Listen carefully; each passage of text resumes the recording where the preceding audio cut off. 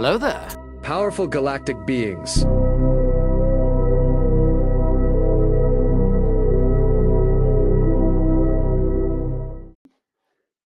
Hello there, and welcome back to another episode of Bridging the Worlds. Today, we have our guest, Hayden Crawford, from the Dreemtime Academy. He is an author, numerologist, and colour therapist. And he channels the Andromedans. I've had my own personal experiences with Andromedans, and I'm eager to learn more and share some information with you guys. So, see what their starseeds bring to the Earth in this discussion.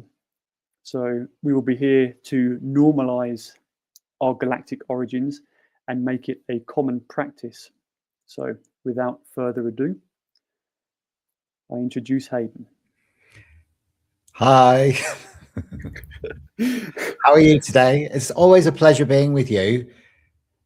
Yeah, great to have you back. Yeah, it's brilliant. Honestly, I've been really looking forward to talking to you again because you're one of those people that just knows loads more than I do. So I like picking your brains.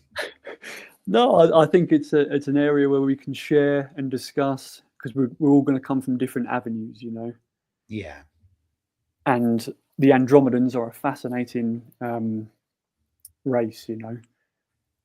So before I do these kind of chats, I go to the brook and I have a little meditation. There's a rock there that's got quartz crystal, so I can connect. And then with the water coming through it, it amplifies this connection. And today I was greeted by blue and violet colors while meditating, and I sensed that these were like higher dimensional beings. And these colors may have a significance, because while I was in meditation, my eyes were open. So I'd kind of take my consciousness to a higher level, or kind of like drift out of my body, and then you can receive these kind of altered perceptions. And I was noticing these kind of auras that were hovering in front of me. So I believe that they are an Andromedan connection. They are. Yeah, very, very perceptive. We were talking about this just before we started recording, weren't we? Because I took out a couple of bottles from my colour mirrors, and they're the ones that that were created actually for me in South Africa when I did my colour mirrors training.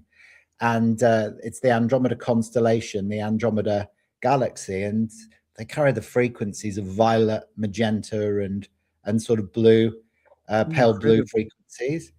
And so absolutely you were bang on with those colors, because that's the frequencies that are very much associated with certainly the Andromeda constellation, which is where my soul originated from. Amazing. Yeah, that was going to be my next question. So what is your, so we say, galactic journey, and what's the difference between the Andromeda constellation and the Andromeda galaxy? Great questions. I love it already. And have you got all day? Because it's going to take a while for me to get through this. I will pause for breaths, I promise. Yeah, because I don't want to like pass out halfway through.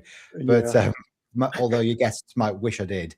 But now the difference between the Andromeda constellation and the galaxy is vast, obviously, because according to our current science, the Andromeda constellation is a lot closer than the Andromeda galaxy. They're claiming that it's 2.5 million light years away from the Earth, the Andromeda galaxy.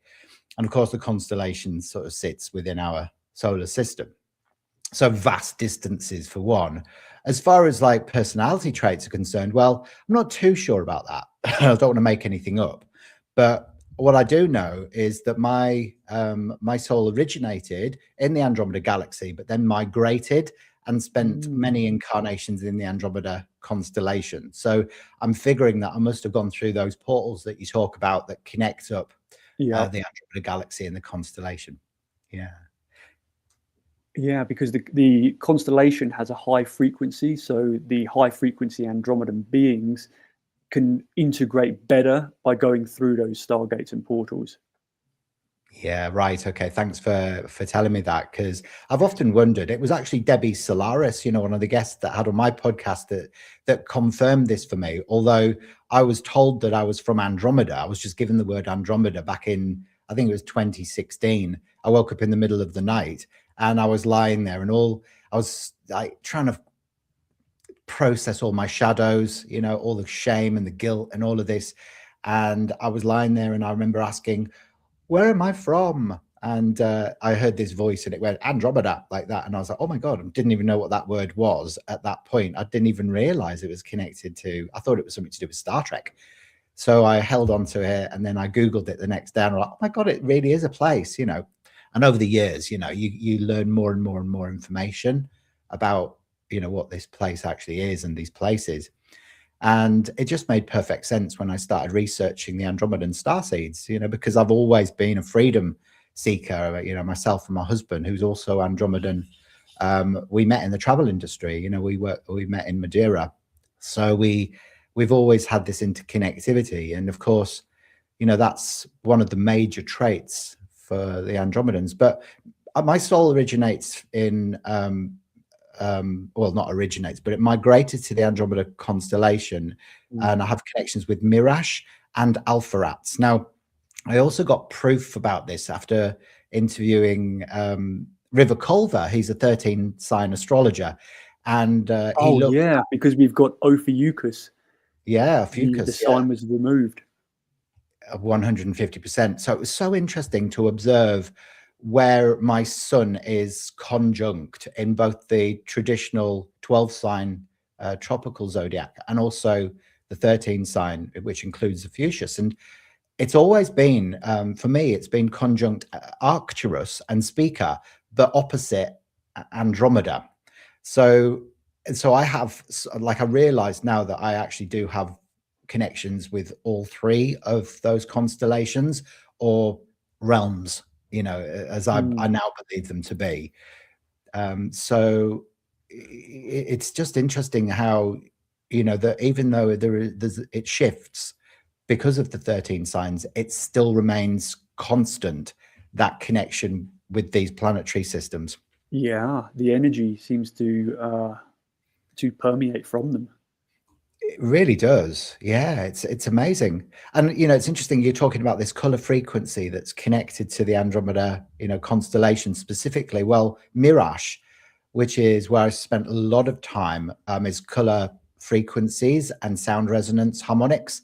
So that's, I think, why I was drawn to working with the color mirrors in this incarnation, because it's soul memories resurfacing, not only from there, but also from other incarnations that I had in Atlantis as well. That was kind of all running simultaneously to this one as well. So those frequencies of light are, what I would describe the Andromedan beings that come from Mirash to look like, part of the Azarine fields. However, Alpharats, I feel they're probably more future sentient AI beings, and I think there is a vast array of different types of species from both the Andromeda constellation and galaxy, because there must be, because it's huge. Yeah, absolutely. Just look at Earth and the amount of the population we have here and the variety. So if you were talking about an entire star system with multiple planets and then multiple dimensions on top of that, it starts to get out of hand. It really does. It's all so vast. And I think that, over the years, I've kind of learned to accept that you can't really personify any type of extraterrestrial beings as looking a particular way because of those different dimensional aspects to them. We like, as humans, don't we, to sort of put things into boxes and go, oh yeah, all the Pleiadians have got blonde hair, or all the reptilians have got green scaly skin and got lizard tongues, and all this sort of stuff. And it's just, none of that is necessarily true. But I think it helps us on this part of our ascension, to be able to sort of put things into categories and label things, because it's better than nothing. Yeah. And then from that labeling, it will then branch out to a broader understanding. Because Yes. like not all Palladians are the classic blonde hair, blue eyes. There are the ones from Taygeta, which are like brunette with brown eyes. And then there's various types of reptilian coloured scales as well, black, Wow. red, whites. There was even Kim Kardashian for a Halloween party dressed up as a white draconian reptilian with a Wow. tail as well. So she's just Did she? presenting what her soul is like. Wow. Wow. One of the white ones. Yeah. Ooh. Wow. You know, that's so interesting that you should say that a lot of the Pleiadians from Taygeta have brown hair and brown eyes, because something Dr. Gale said to me when I was interviewing her. She's the lady that learnt to fly a spaceship. You know, she's written a couple of books on how she met an alien, how she learnt to fly a Oh, spaceship. And yeah. she rescues extraterrestrial beings from places like Antarctica and Area 51, and she does these huge soul missions, and she's written all about it. Well, she said to me that I've got two Pleiadian brothers that are watching me all the time, and they laugh at me because I'm the one that had to come to Earth, but they've got dark hair and dark eyes apparently. And she said that I'm visiting them all the time throughout the body experiences, but I just don't have any conscious memories of it. And I'm livid because it's just like, I'd love to be able to have a chat with them.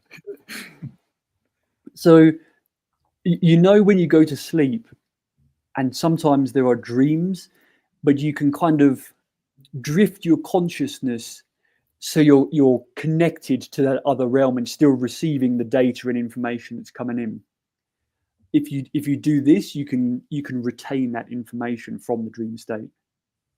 Brilliant. That's what I'm trying to do at the moment, actually. I'm trying to get a bit of help with a guy called the Alchemist 369, Andre Miller in Bali. And he does out of body experiences. So I've actually booked a session with him to help me to be able to remember, because I think I was going, oh, well, I don't think I'm doing it. I don't think I'm leaving my body. But Dr. Gale was like, yes, you are. You're just Yeah. not conscious of it. Yeah. So that's my next phase, really, is to start being more conscious of my astral travels, because Yeah, for some amazing. reason I must be shutting it down.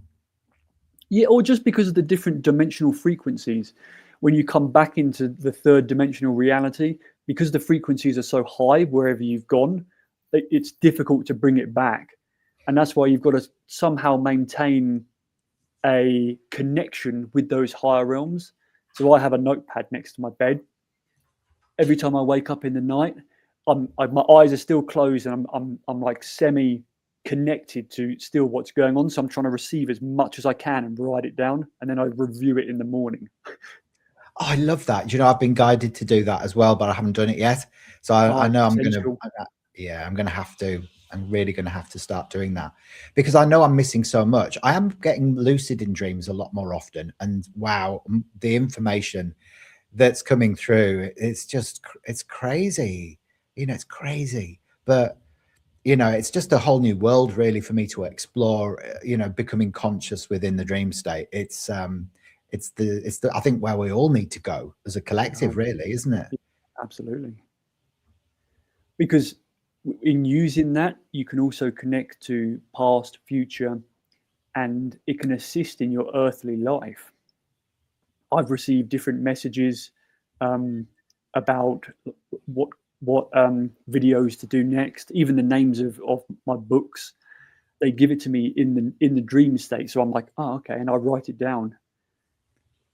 Wow, I love that. Yeah, that's brilliant, isn't it? Receiving all of your guidance whilst you're asleep. Who needs to Yeah, work?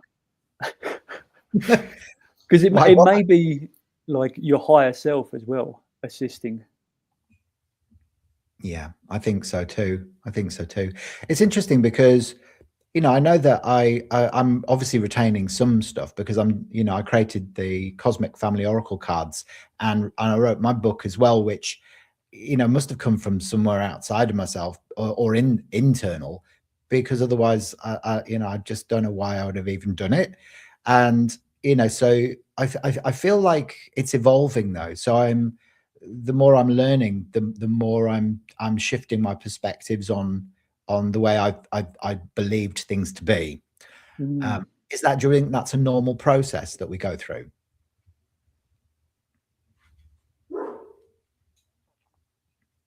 Yeah, I think so. I think it's a process of remembering, really remembering these ancient abilities, because our soul is gonna reflect out through the physical vehicle, and whatever traits, abilities, or frequencies you've got from wherever you've been before will start to come out in the physical body, and that will come through in maybe your career or whatever your soul is drawn to do. Yeah, that's it. That's it. It's interesting how it all sort of plays itself out, isn't it? I think that, it's no accident that you end up getting attracted to the subjects that you're interested in as well. This whole aspect of working with vibrational remedies. If I look at my past, it's always been energy healing. So, becoming a Reiki master, working the Australian bushflower essences, and then color therapy and numerology and astrology. All of these gifts, I suppose you would call them, which aren't really gifts because we all have access to them. They start resurfacing based around what your soul has experienced, and it's kind of Absolutely. it's almost compacted in this current point of presence, and I think this is so important for us to realize that the gifts or the talents and the things that we're drawn to now are aspects of the collective soul experience that you've had, and they're probably at their highest point, within this current lifetime that you're aware of, where Yeah. your focus is. So I think it's essential, I'm sure that a lot of that color work also is connected with Arcturus as well. I know with speaking with Dr. Gale, she talks about how she works on some of the medical Arcturian spaceships. That was my next talking Oh, point on here. okay, so what did you want to ask about that, Fulcrum? So, well, firstly, just a little thing. When a person's born, they're kind of naturally being drawn to a certain color. It's not like the societal pink or blue that you're slapped upon, but rather like an intuitive color you're drawn towards. This color connects to where they're from, their kind of soul frequency, and one of the 7 rays. So there'll be that the colors in the rainbow, and you'll be drawn to a certain frequency because they're separated into various rays. And from a third dimensional perspective, we only see the 7. Obviously, from higher dimensions, there's much more colors. But my kind of question or talking point is how color connects to a person, the color therapy, and the medbed light spectrum. Great questions. I hear a lot of Andromedans work closely with medbeds. Yeah, 100%. But I also feel like the Arcturians have a lot of connection with that as well. And the medbed technology is there definitely within certainly the spaceships like the Solaris and the Ashtar Medical One.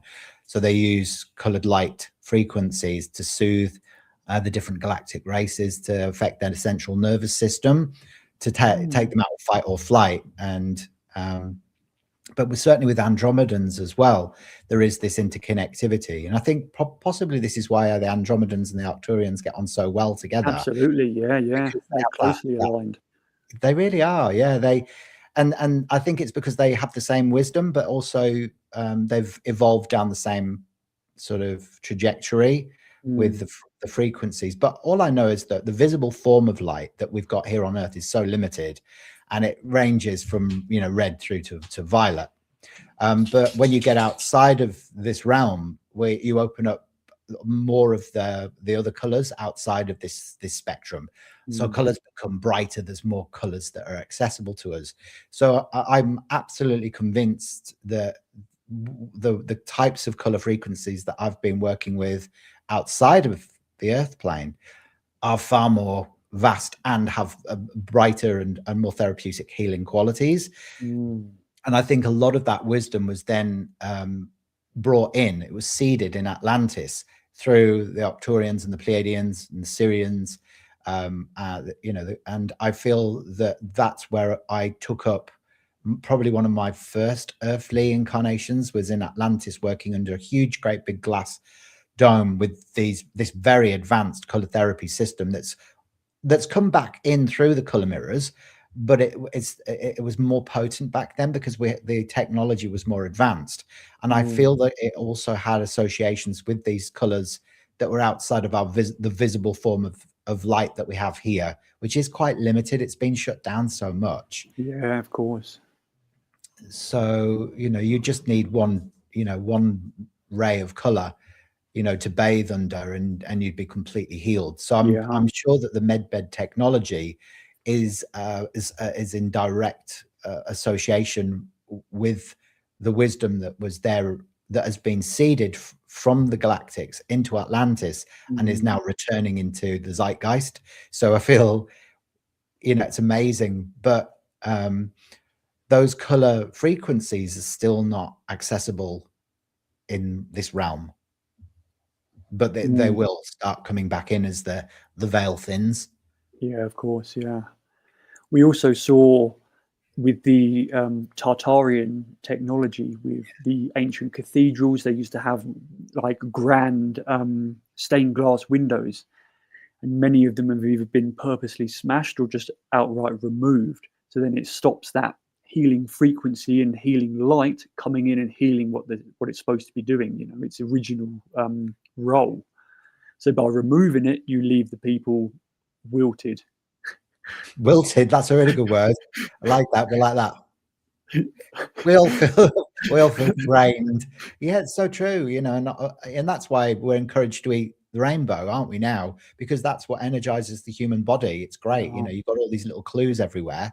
Eat your greens, eat your carrots, eat your beetroot, eat the rainbow, you're going to feel great. But that's still nothing in comparison to, the technology that was available in Tartaria, but also in places like the healing temples of Heliopolis, the colored light temples. We had such advanced technology here that's been here for centuries. And even with Darius Dinshar's spectrochrome, that was completely shut down by the government at the time because they didn't want it challenging pharmaceuticals.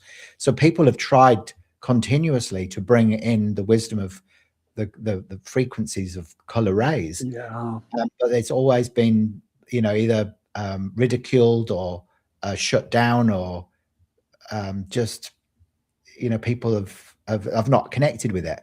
So really, as a color therapist, it's been an uphill struggle over the last 12 years or whatever to reintroduce this type of wisdom back to the collective, because people go, well, it's just color, or people will say to me, oh, they look like really nice nail varnishes. And I'm like, oh, whatever, it's like, whatever. But you get to a point where you're just like, I can't even bother explaining. It's like those that know, and those that don't know probably never will. Yeah, maybe it's just not their incarnational experience for this time. Yeah, completely. They're more in line with the Rockefeller indoctrination. The Rockefellers, yeah, exactly. Doing the Rockefeller rap. Yeah, but I think it's changing. Like, for those that know and for those that understand, they understand the power and healing abilities that color does have, because they even have different frequencies aligned with each color. That's right. Oh, completely. I mean, even the system that I work with, the color mirrors, is amazing. It's a channeled system that was created by a lady called Melissa Jolly in South Africa back in 2001, and it incorporates both old Earth and new Earth color frequencies, depending on the color combinations. And there are higher vibrational colors, as you can imagine. So color will directly impact the emotions. So that's a kind of, I guess, the type of doctor I am. I'm a doctor of the emotions. and helping people with pattern recognition, limiting beliefs, frozen emotions, anything that's going on within the subconscious mind. Because of course we know that your emotions are the starting point of disease. So if we can get our emotions right, then of course we're going to prevent ourselves getting sick in the first place. Yeah, absolutely. Because a lot of people are getting clogged up with their emotions, and this will come through in the physical vehicle. Yeah, it really does. It creates, and if it's left unaddressed, it becomes a chronic condition. So if you nip it in the bud by identifying it, and it's such an intuitive system working with color, because you're handing the power over to the individual who's having the healing, and you're just asking them to choose intuitively colors that they feel most in alignment with regards to specific questions. And of course, then the information comes through. You can then find a process to be able to help them go through an activation, or identify what their beliefs are that are associated with the problem that they're having, because it is ultimately your beliefs that create your experiences, albeit unconsciously. And it's powerful. But I incorporate color therapy these days with human design, numerology, and astrology, and I do. Amazing. Yeah, it's brilliant actually, because I can then formulate signature processes for people to go through that are personalized for them. So I know that the way orthodox medicine is going is that you can't treat the same person with the same symptoms in the same way, because we're each individuals. We've got different galactic origins, different blueprints, different cellular makeups, different DNA. So each person has to have their own way of being able to process and release and ultimately heal what's going on. So, and that's evolved, over many years of doing it now, and it's an incredibly powerful way of working with people, because you're looking at their design, their actual human design. So whether they're a projector, a manifester, there could be a manifesting generator. They could be a 2-1 or 3-4, whatever profile they are, with sacral or solar plexus responses. And then you're looking at their numerology and you're going, okay, well, this person's a life path 8 or a life path 6 or a life path 5. And then they've got a sun in Libra, a moon in Aquarius, whatever. And then you're just like looking at all of that. And then you're just asking Socratic questions then, which help them to be able to understand for themselves why they are reacting in certain ways. And with that awareness creates the shift, and they can then release the beliefs and the behavioral patterns associated with them. So it's a very, very gentle but very powerful way of creating transformation. Incredible. Do you know what work you do on the galactic side? Like maybe on an Andromedan craft or? Well, yeah, it's interesting you should say that, because the biospheres come up for me a lot. The Andromedan biospheres on the notes. Oh, really? Yeah. It's interesting because, like, I even have, like, when I tune into this, I can see myself, but I'm a guard in a space station on a biosphere, and I'm not really connecting to that aspect of me that much, but I know that he's there. And actually, to be fair, he is quite lazy. So I don't know what his problem is. He's always sleeping when he should be working. So yeah, so that's a part of it. But the biospheres are incredible from what I can see. And they are these organic places where they have their own ecosystem. You can explore different levels within them. There's nature there, and of course, that's why a lot of Andromedans love nature so much, because their natural habitat are these incredible, vast, planetary-sized environments. So within these biospheres, there are parks, mountains, lakes, and even they can control the weather or maintain that environment. When I was there, or what I remember from seeing it, was they also have various different beings and life forms there. I saw various avian like animals in the trees, and a lot of elemental life. Yeah, wow, that makes sense. Are the elves there as well? Because I know that I'm just trying to picture where the Andromedan elves Yeah, they're from. normally in like the nature or woodland area. Ah, okay. That's Because so these crafts are huge. They're massive, hundreds of miles. You know, like the size of a planet. So within there, you can have a mountain range, a huge lake, and it's not really going to fill up much space. You know, if it's the size of a planet. So the elementals, the elves, they hang around in these kind of environments. Interestingly, my niece is an Andromedan elf. is she? Yeah. Oh, that's so sweet. Does she look like a little elf? Yeah, absolutely. Yeah. Oh, Like petite with almond-shaped eyes. it's so interesting because when I first was designing my Cosmic Family Oracle cards, Fulcrum, the Andromedans they will look like elves, and then I was like, I was showing this to my husband. He's like, oh God, it's all getting a bit too fantasy now. And he's like, and I'm like, oh God, yeah, it's like, and so I got rid of that suit of cards and I created my Andromedans as being future sentient AI, like this one here. So the Andromedans come up as being like these half human, half sentient AI, but in their original form, there were these elfin looking beings.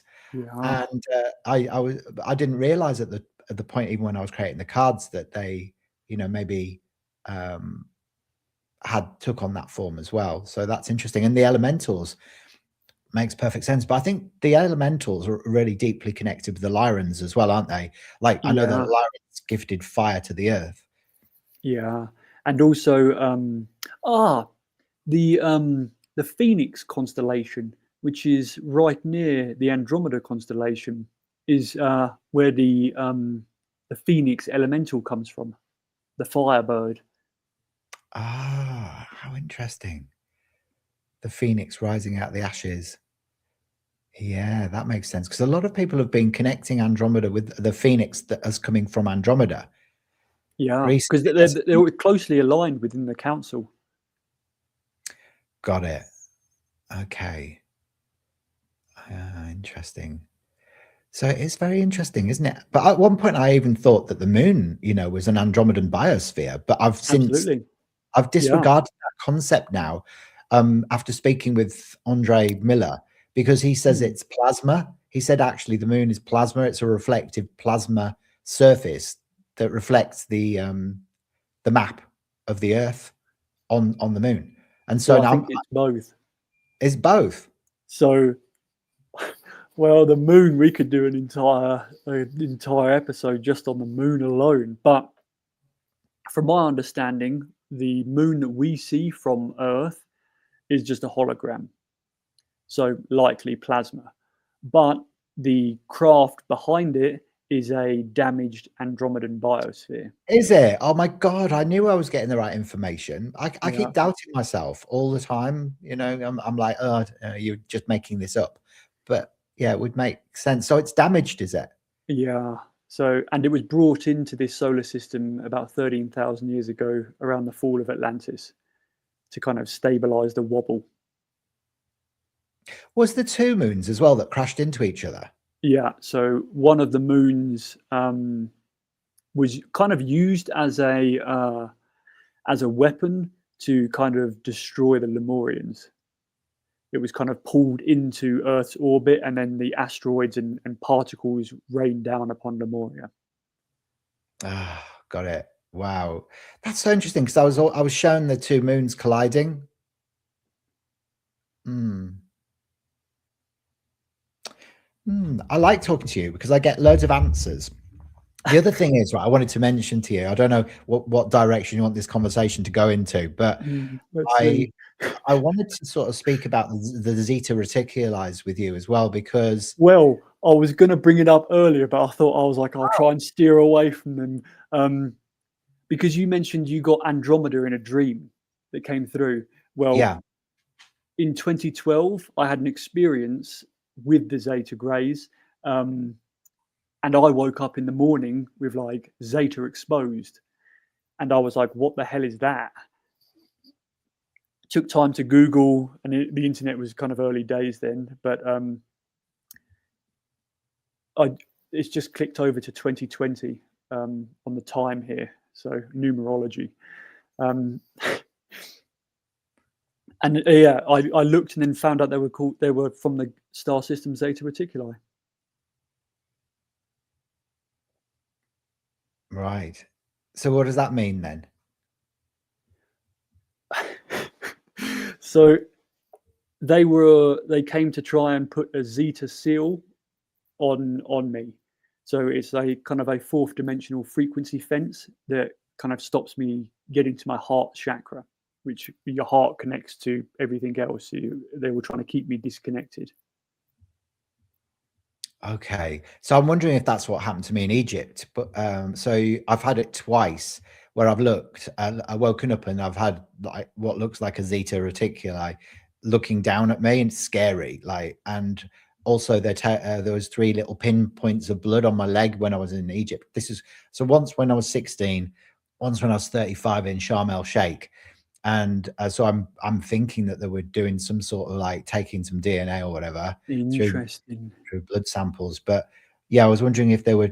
So you're saying that they're trying to shut you down from accessing the heart? Yeah. So I've actually got a video coming out. It may already be out by the time our conversation goes out, but it's about so from different dimensional like perspectives, they can use kind of frequency weapons to stop you aligning your chakras and aligning your system. So the solar plexus and then is below the heart. So if they put a frequency fence at the solar plexus region or just above, then they try and stop you getting to that heart connection, which is the heart that connects you to other realms and higher dimensional beings. Right. But yours sounds more like some sort of genetic gathering. I still don't know what it is. You know, it's baffled me for years. Baffled me. But there was a vortex associated with it, like a black hole that was trying to suck me in when I was 16 when it first appeared. Fascinating. Yeah, it terrified me. I was like in one of those cartoons, you know, where you're running for the door, and I was running for the hole because the landing light was on, and behind me in my bedroom was this black vortex that was trying to draw me in, and I was running, and I managed to get out, and then I tried to flick the light on, and the bulb blew in the hallway. So that was the first time that I seen the same thing. And then when I was 35, when I was in Sharm el Sheikh with Mark, it was New Year, and I woke up in the night, and there it was. Just it wasn't even like I was asleep for long. I was only just gone to sleep before it was New Year's Eve.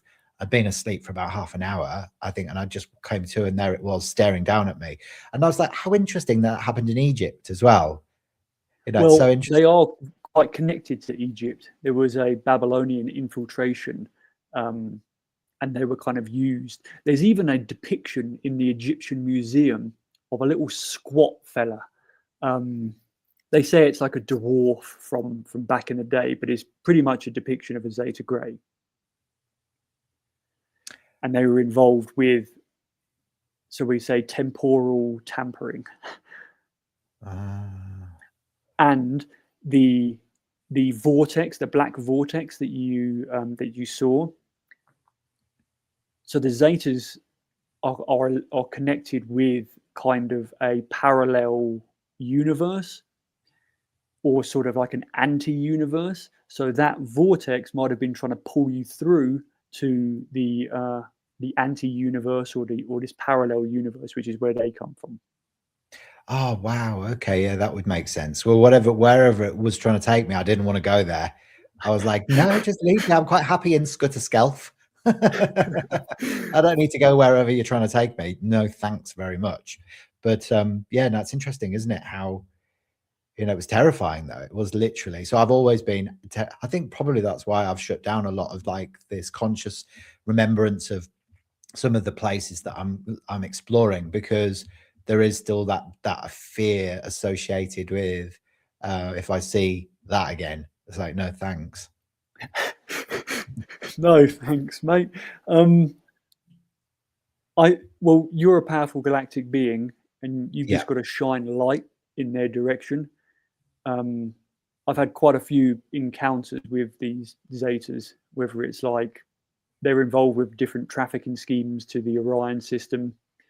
And even when I had the experience in 2012, it felt like my consciousness was being thrown around the hut I was staying in. So it may have been similar to that sort of vortex type situation. I just knew that it was some kind of battle or fight for my consciousness. Yeah. And it's true though, you know, it's like nothing can hurt, harm, or touch you unless you believe it to be true. So I'm really starting to step into my sovereignty, and like nothing really does phase me. I know if I saw it again now, I'd be like, hey, just go away, like that. And I'd just do like a really cool sort of like psychic karate kick. And, you know, and actually it's interesting talking about that, because when I was going through my midlife awakening, so I used to work, as you know, in corporate IT recruitment, and I did that for 15 years. And I went through my awakening, and I was during this time when I was told I was from Andromeda, there was a lot of beings coming to visit me in the bedroom that we were staying at in our rental house in Vass. And Mark would be like trying to restrain me in the bed just about every night. And because I would be trying to run from something that was trying to attack me. And I was literally like kicking out, and I'd be feeling like something was going to grab me by the feet and pull me out of the bed. You know, like in a horror movie where you see these people being dragged through a house by an invisible force. I was convinced that it was going to come out the cupboard that was directly opposite the bed, and it was going to do that. So every night for ages, as I was going through this awakening, there was this presence in the room that was setting off the fire alarm. And No way. I went to Scotland, and we went to visit Roslin Chapel and Arthur's Seat. And at that point, I was tapping into what they're doing at the Roslin Institute. I was remote viewing the cloning operations that they've got still going on. And there was grey interference, Zeta Greys, that were also setting off the fire alarm. They would set it off into the house I was staying in the south of England. And then we went to Scotland, and they were also setting the alarm off then. And the woman that had the Airbnb said, we've never had this before. We've had no trouble with the alarm, nothing. And each time I'll drop out of my consciousness and then like drift up. And the moment I was drifting up and out, the Zetas would be like, bam, get the alarm going. Right. Okay, that makes sense, doesn't it? Unbelievable, the synchronization of that. Because I've never heard it from anybody else before, and I've never shared it. You know, I think the Aboriginal thing's coming in for you now, right? Because you were asking me earlier on why you feel like you've got such a close connection with Australia. When I was going through that period, I'd started, because I'd left corporate IT recruitment. I'd been working in that for 15 years. So I was a corporate bod, you know, that was, you know, completely thrown into a world where I was surrounded by all these holistic people, and I was offered a free room at a place called Alchemy Body and Soul in Yallingup on Lake Gunyalgup. And as I was working there, this is where I started feeling a presence coming in. And I'd be working on the computer doing Annie's social media. And all of a sudden, I'd be just about finished, you know, sort of putting up like what the changes to the website, where I'm about to publish, and the computer would go off. And I'd be like, oh shit, you know, and then a storm would come in and I'd be like stuck in this building, and I could feel the presence of something around me. And I actually brought it back home with me to Vass. And I didn't realize, but there'd been a massacre of the indigenous tribes in Lake Gunyalgup. So this place is built on crystal, like quartz crystal caves. So if you've ever been to Yallingup, Perth in Western Australia, it's literally, you can go down into Nilgi caves.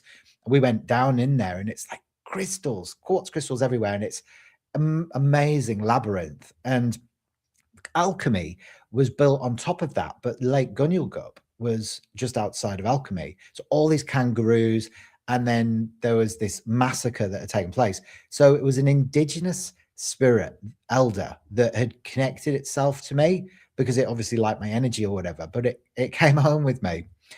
So I'm now thinking that there's some connection between the indigenous elders and the Zeta Reticula, and maybe this is why you've got that connection with Australia. I don't know. I've just it just all sort of came in then, and I was just like, maybe there's some sort of connection there. Oh, interesting. Yeah. So the indigenous elders, you know, it's like it'd be worth sort of researching that and what their association was with the Zeta Reticulars. Because some of the ancients of Australia are very connected to the Pleiades. And there's even some stories that say that they were actually seeded by them. Okay. You see, that makes perfect sense as well, because I do feel such a connection with the Pleiadians as well. And the free energy, especially around Merope.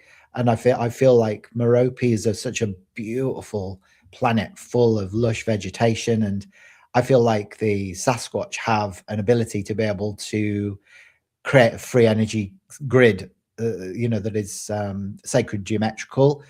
And I feel that there is that is also being it's coming in here, maybe through the Pleiadian connection onto the Earth to help us with free energy too. So I feel like that maybe the guys that I'm working with, these brothers that Dr. Gale says that I have on this Pleiadian spaceship, are probably, from what you're saying, is maybe they're Tagitan, but they're working around Mirash, but they're collecting plants and to create vibrational essences, I think. It's funny you say that, because the Palladians brought ayahuasca to the Earth, and also various forms of corn in South America as well, because as a group in like northern Peru is an area called Chachapoyas, and there's a story of the cloud people coming down, which were kind of like and they were white skinned. So obviously the people in Peru don't have white skin. So, and they've also got statues of these white beings. And also in Australia, ayahuasca grows there as well. That's interesting, isn't it? That's so interesting. So the connection with the plant medicines that have come to Earth have originated from places like maybe Merope or Tagita. Yeah. That's why a lot of people that have, you know, what do they call it, Mother Ayahuasca, they always have, you know, these cosmic experiences where they become commanders on spaceships, don't they? Yeah, I've never done it myself, but I'd love to, but I'm just a bit scared that I'll end up shitting my pants. Maybe just take a nappy with you. And then you can dump and go, and then be the general as well on a craft. Yeah, can you imagine that? Hey, crew, we're going to head off through the galaxy and beyond. Oh, dear, I'm going to have to change my nappy.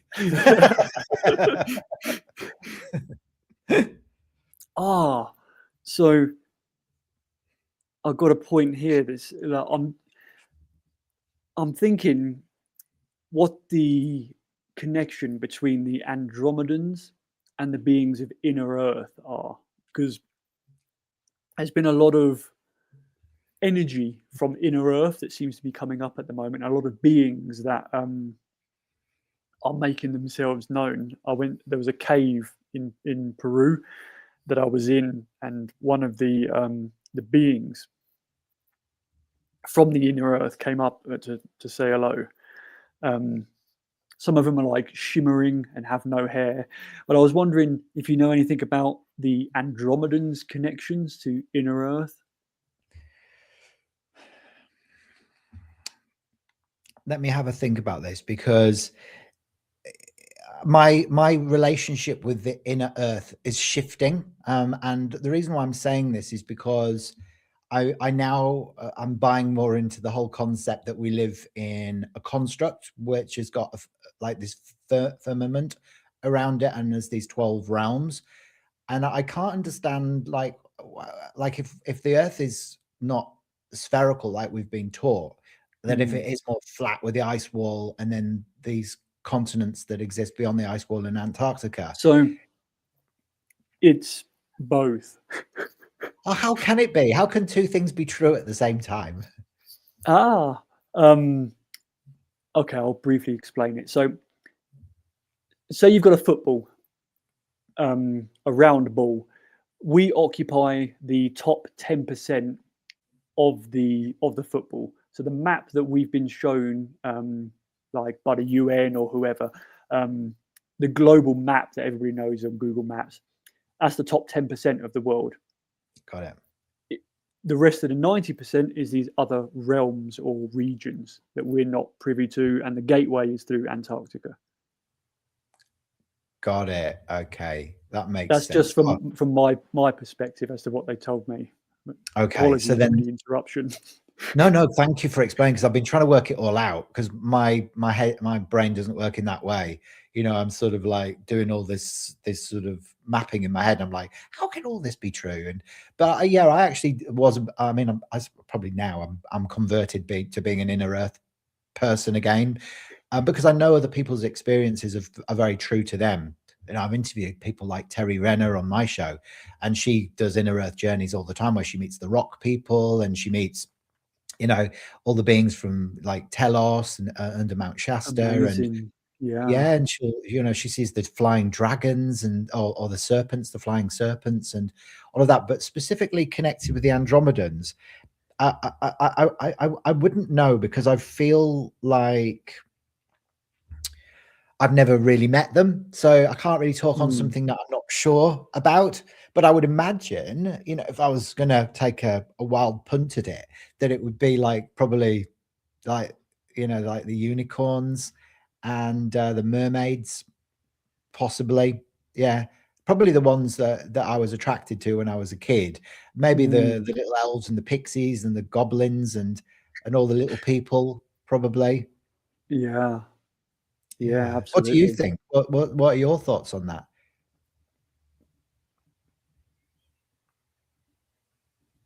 I think,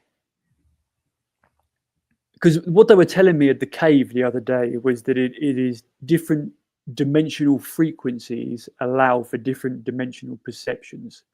Right. So when you're in these regions, because they can materialize, say, like astrally or etherically in the physical briefly, and I think they have a level of, because the way I saw them was like shimmering beings, like a shimmering star. But these beings went to inner Earth after the destruction of Lemuria. So Yeah. many of them, and even to Mount Shasta, they went in. They took a lot of the crystals and advanced understandings to Mount Shasta. This is kind of where the Great White Brotherhood come in, because they're connected to the to ancient Lemuria. They they called like the white robed ones, and they kind of took the knowledge and information and kept it sacred and safe, because third dimensional beings weren't able to understand those concepts at the time. And this is slowly coming back. It's slowly filtering into society. More people are receiving different information from them, and a lot of them, because the beings from Lemuria were from space. They were from different star systems. So Palladians, Sirians, Andromedans, Arcturians, they all came from different star systems, and to create the Lemurian civilization, and then went inside, but dimensionally inside. Yeah, that, you see, that makes sense. Yeah, so they're inside at a higher dimensional frequency within the Earth, which isn't really the Earth. Yeah, the Earth, yes, not Earth. It's bizarre, isn't it? How, you know, and it's like trying to wrap your head around all this new information is quite hard for me, let alone anybody who's watching this that doesn't know anything that we're talking about. They must be thinking that we're absolutely off our nuts. But it does sort of make sense after a while, you know, that, I mean, wasn't it Einstein that said that within this world there are many worlds, or someone like that? And it just makes perfect sense that there is so much more to, you know, what we've been taught to be true. Like all of history is just BS, isn't it? None of it's real. It's all fake. No, yeah, Fake. we've had so many resets. Mm. Yeah, many resets, whether it's Atlantis, whether it's the burning of the Library of Alexandria, the infiltration of Egypt, the removal of Tartaria. Yeah, the mud floods. Yeah, Yeah, and that was it's just 250 years ago. that was only 250 years ago. What was? The deletion of Tartaria. Oh, really? Yeah, 250 years ago? yeah, it was about the end of the 1700s, between the end of the 1700s and beginning of 1800s. So why did they delete it then? Because they just not like it anymore. So Tartaria was a Atlantean colony that was using free energy and ether energy. Right. And then after that, we see the introduction of Rockefellers, Rothschilds, all of these ones that are seeking to control and manipulate the current third dimensional reality. And if we Gosh. knew our history and that we were connected to free energy, then we'll be powerful galactic beings. Yeah, of course. Do you know what's so interesting? Because I was brought up to, my parents always used to say, "You're a descendant of the Rothschilds." Huh? And I was like, oh, when I started realizing, you know, when they mentioned in David Icke's book as being one of the 4 bad bloodlines, I was like, oh, typical, you know. And then I found out that my grandparents, both my grandfathers, were Freemasons. They were high. And I only found that out a couple of years ago because one of my cousins inherited a lot of money from my uncle, and she was sifting through some of the stuff that she had, you know, that her dad had died at the same time. And it was one of the pentacles that the Freemasons have, and it had H. Crawford written on, engraved on the back of this pentagram, Freemason symbol thing, that was like a badge of honor or whatever. And I was like, oh my god, that's really interesting. He was called Harry Crawford, and she was asking me, "So, do you want it?" And I was like, "No, I certainly don't want that. You can bury it." But it was like, and then I realized that my mother, her father, John McDowell, he was also high up in the Freemasons as well. And of course, he was one of the first people that used to talk to me about seeing cigar-shaped objects and saucer-shaped objects in the sky. When we were kids, we used to get into bed with my grandfather and his missus, Nana Doreen, and he used to tell us these stories. And of course, later on down the track, you know, we find out that both me and my sister were tampered with, you know. And so it all sort of ties together, because I'm sure that a lot of that lot are kind of, you know, involved in the, you know, the sort of baby eating stuff, aren't they?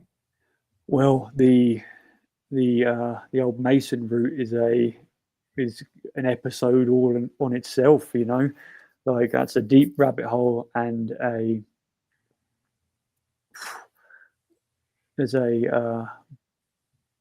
the tendrils of their connections are kind of all over, you know. Even Australia, like, I wrote about this in my book, For Those with Eyes to See,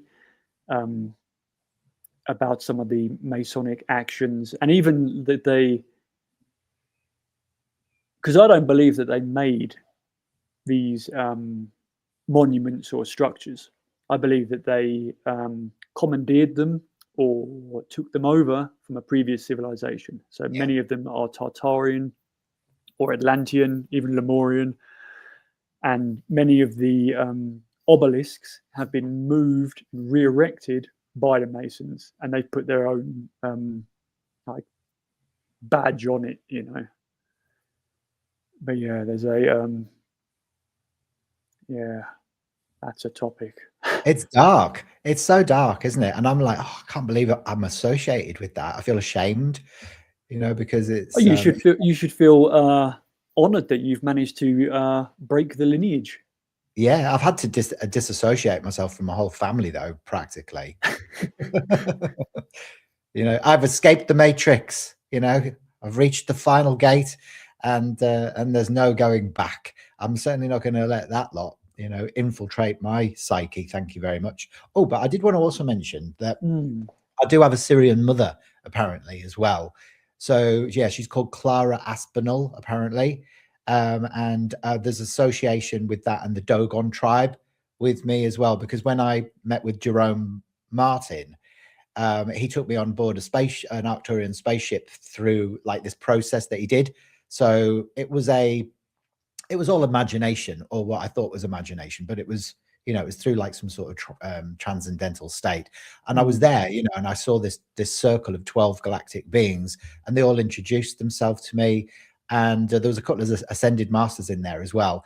And one of them was the Dogon from the Dogon. And I didn't even know like who they were or anything when I came up with this. He recorded the session, and then I realized that they have this connection with Sirius B. Yep. And then like a few weeks later, I found out, oh, actually, I've got my real mother is freaking Syrian, and she's called Clara Aspinall. I mean, what a name! But then I started, you know, exploring the meaning of Clara Aspinall, and I actually just used ChatGPT to be able to delve into this. And Clara is like clarity of information, and then Aspinall, asp, and then spinal, the spine, and the asp, and the it's like the Kundalini. So it's almost like, and it was like because when I first got the name, I was like, well, why would you have an English name? You know, why would you be called like something boring like that? And then I think it was just the frequency of the name and the meaning behind the name that was important for me to understand. Yeah, because it can be encoded. Yeah. Interesting, because I hear many of the Andromedans have more of a sound than a name. Yeah, that's so true. That's so true. I think we spoke about this when I interviewed you, and how my guides from childhood have been Grobert and Anais, but it's not Anais as in the French sounding name. It's more like this. It's like that. That's the sound of this name. And I'm sure she's Andromedan, that she's been there since I was a kid. That's amazing. Well, we're just got over the hour mark. We should probably bring this to a close, but we've still got many more topics. I'm going to have to get you back on. Yeah, I'd love that, and likewise as well. I'd love to have you back on my show as well to explore more. It's nice to sort of have a dynamic conversation that leads to some solutions and resolutions within, you know, questions that you've got always buzzing around in your own head. Yeah, it's amazing, and it's good just to share and discuss and build upon these topics that we may know individually, but yeah, just expand on them. Yeah. So where can people find you? So Dreemtime Academy. So it's Dreemtime with a little dash academy.com. And that's where you'll learn about that. But also head over to my podcast as well, which is Dreemtime Academy on YouTube. So there's some cool guests that I get on there. I love doing that. You know, it's probably one of my favorite things at the moment. And also you can get my book on Amazon as well, which is called the Starseed Ascension Guide. And this is actually a great book that helps you to understand a little bit more about color therapy, numerology, and cosmic consciousness. But it's really to help you to heal trauma and awaken your soul purpose and reconnect with your cosmic family as well. But it depicts my own journey, you know, of how I went through, you know, my awakening and my ascension, and how fundamentally a lot of that happened really within the first 36 years of my life. And it's been downhill since then. Well, we all chose to be here, didn't we? This monumental time. We did. Great fun was had by all. Yeah. Until when you die and you realize, oh, what did I sign up for that for? It was that shit. Sorry, my friends. Bleep. Just bleep that bit out. Well, thank you very much for coming on, and I'll be seeing you again soon. Okay. And everybody else, remember, you are powerful galactic beings. Bye for now.